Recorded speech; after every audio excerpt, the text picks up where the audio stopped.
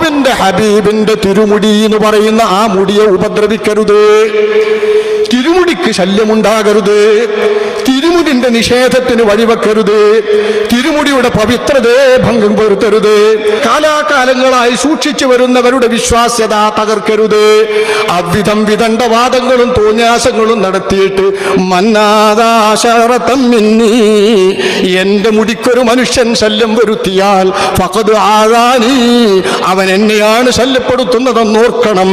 വമന്നാദാനി, എന്നെ വല്ലവനും ശല്യപ്പെടുത്തിയാൽ ആദല്ലാ, അവൻ അല്ലാഹുവിനെയാണ് ശല്യപ്പെടുത്തിയത്.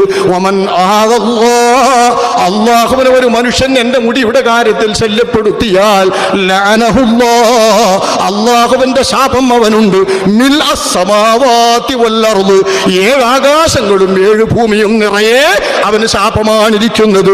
ലാ യഖ്ബലുല്ലാഹു മിൻഹു സുർഫൻ വലാ അദ്ലാ, ഒരു സുന്നത്തും ഫർളും അവനിൽ നിന്ന് സ്വീകരിക്കുകയില്ല എന്ന ഹദീസിലെ താക്കീതിൽ നമ്മുടെ വിവാദം എത്തരുത്, നമ്മുടെ സംസാരം എത്തരുത്, നമ്മുടെ വാദമുഖങ്ങൾ എത്തരുത്, നമ്മുടെ പഴികൾ എത്തരുത്. വിശ്വാസമുള്ളവൻ എങ്ങനെയാണെങ്കിൽ പ്രവർത്തിച്ചോളൂ.